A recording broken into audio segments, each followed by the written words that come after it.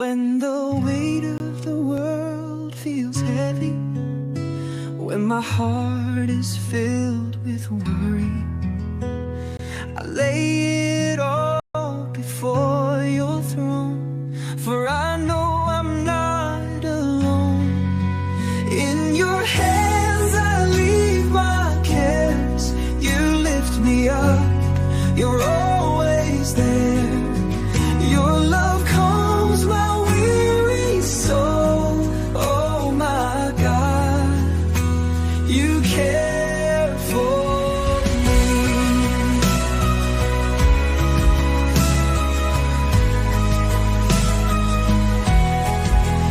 When my tears fall in the silence, when I feel lost in the darkness, your gentle voice reminds me still, my child, I am here with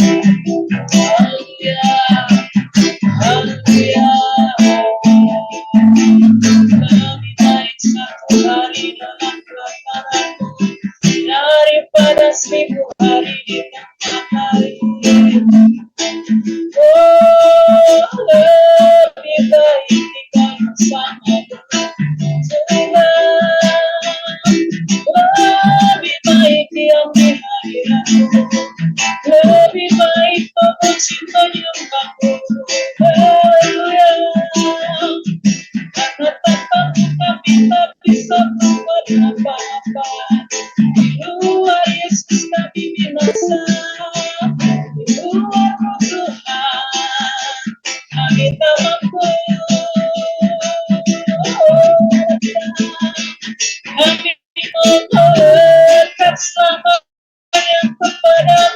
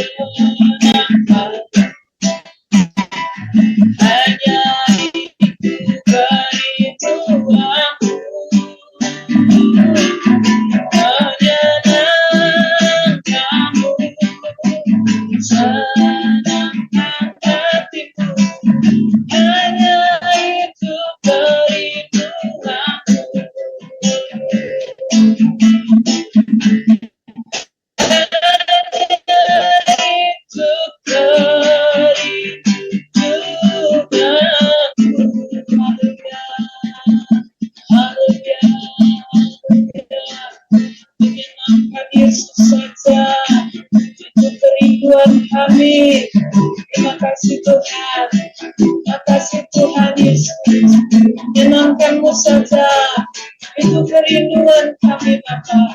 Terima kasih. Siapkan hatiku dengan firman saat ini.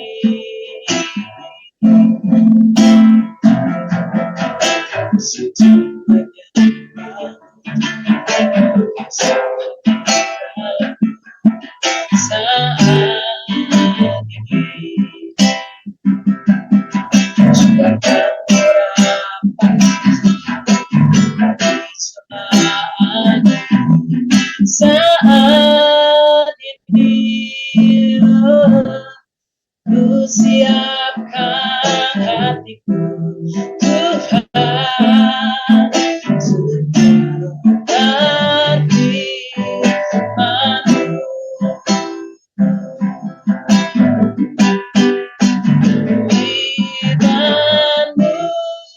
Tuhan tiada berubah.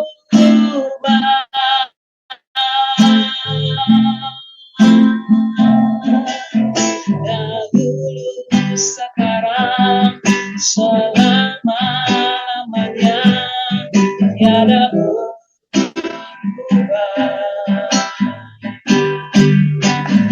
Firman-Mu Tuhan, kuasa urapan-Mu yang akan Tuhan melampaui segala keseluruhan daripada hidup hamba-Mu Tuhan. Karena hamba adalah manusia yang bodoh, manusia yang tidak punya apa-apa, hanya mengandalkan hikmat dan Roh Kudus-Mu Tuhan. Kami boleh Tuhan melayani Engkau dan memberitakan kabar baik-Mu bagi semua orang. Terima kasih Tuhan, kami siap, kami sambut akan kebenaran firman Tuhan hanya di dalam nama Tuhan Yesus Kristus Tuhan dan Juru Selamat kami. Haleluya. Amin. Ini kenapa ini ya?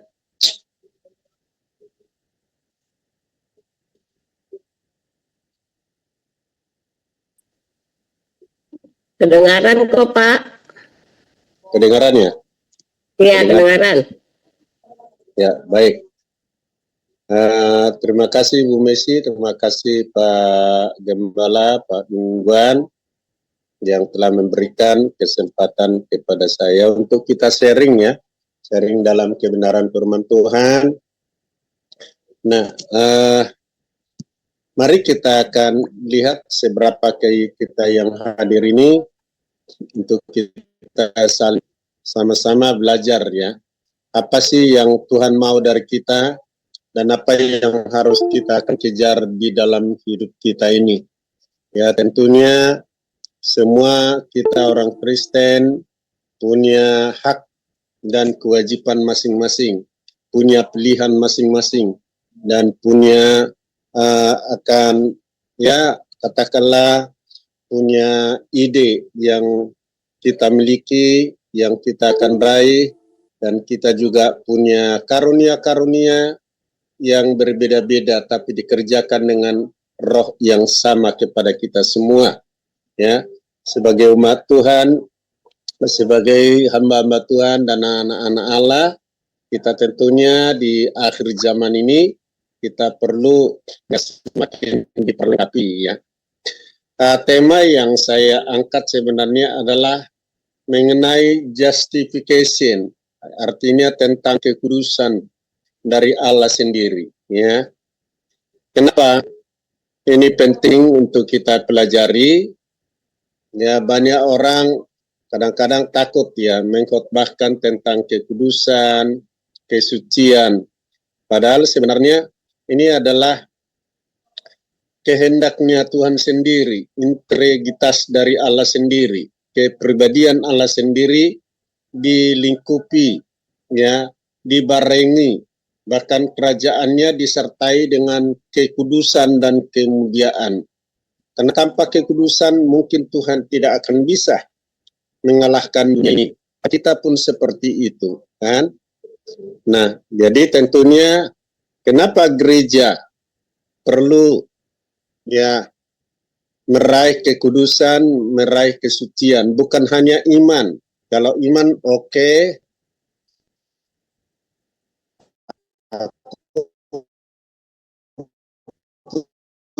dia percaya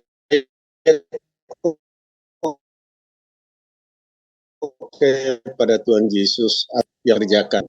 Sejauh mana akan iman kita, ya, kepercayaan kita, ya, sharing di sore hari ini dan juga saling berbagi, ya.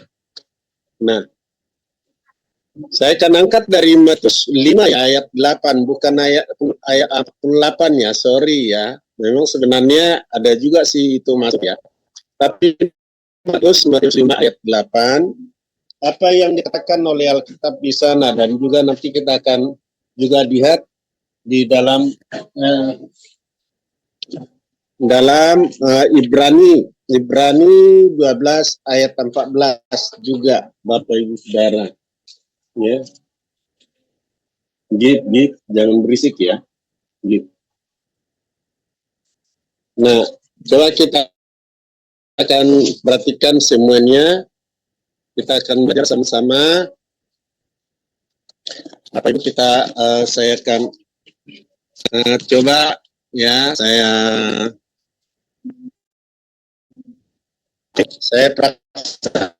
pakai 2 HP. Saya pakai HP istri saya. Ini HP istri saya sebenarnya ya.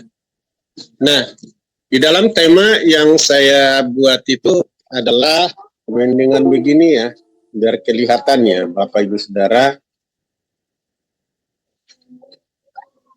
Suara saya kedengaran ya? Jelas ya, Bu Messi? Bagus, jelas Pak, jelas. Ya, bagus. Oke.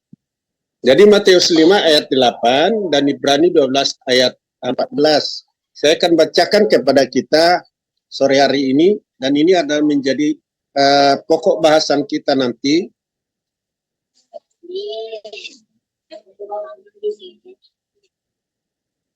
Nah, di dalam Matius 5 ayat yang 8 dikatakan begini, nanti Bapak Ibu Saudara bisa juga catat atau apa namanya, kayak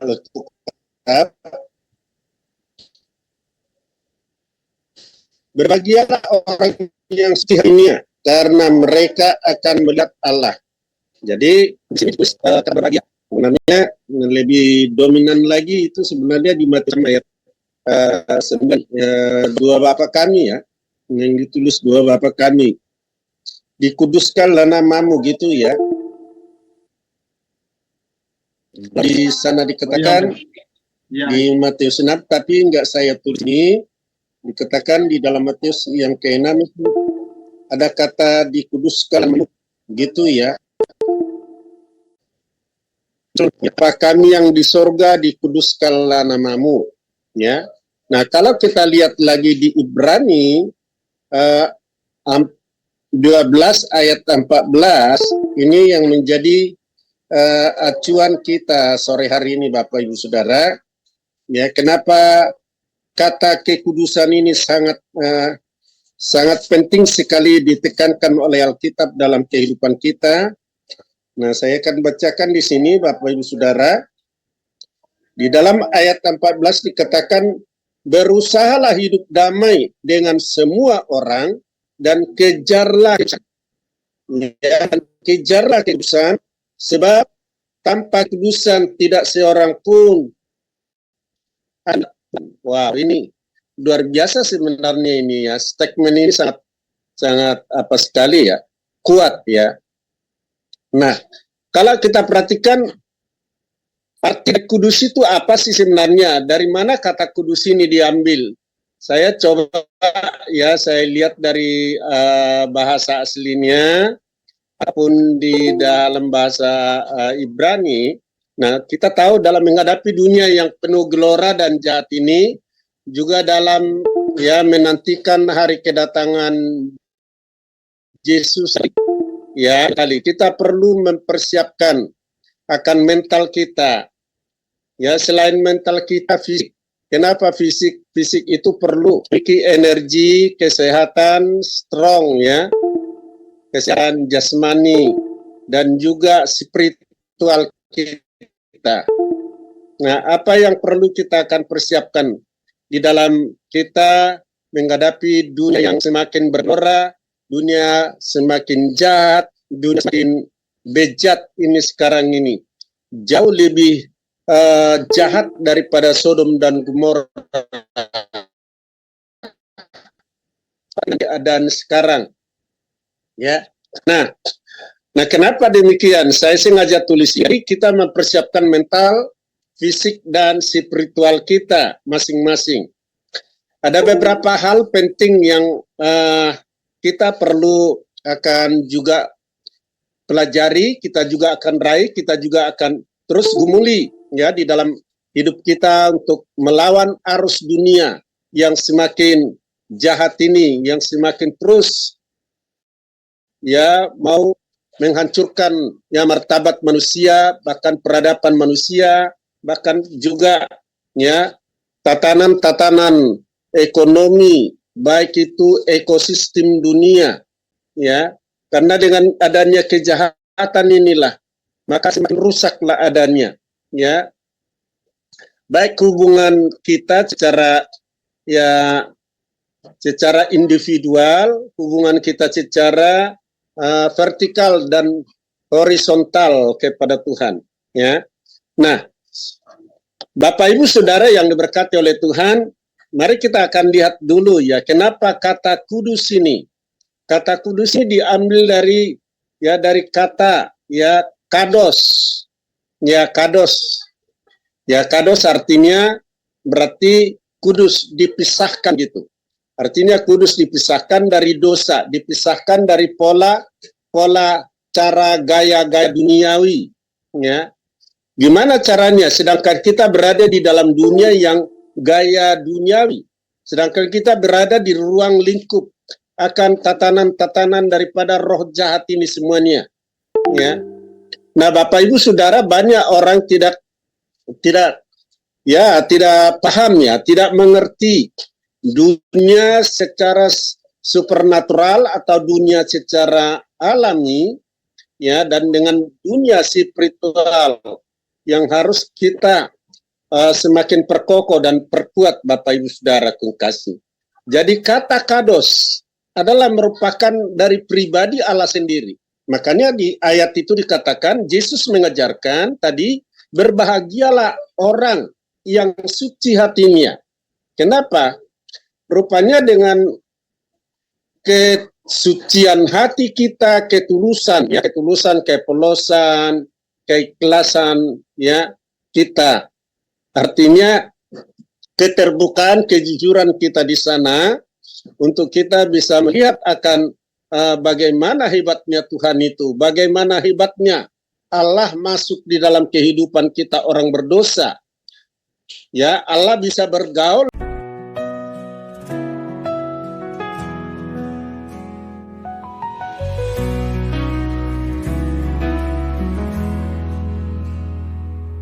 Salvation is found in no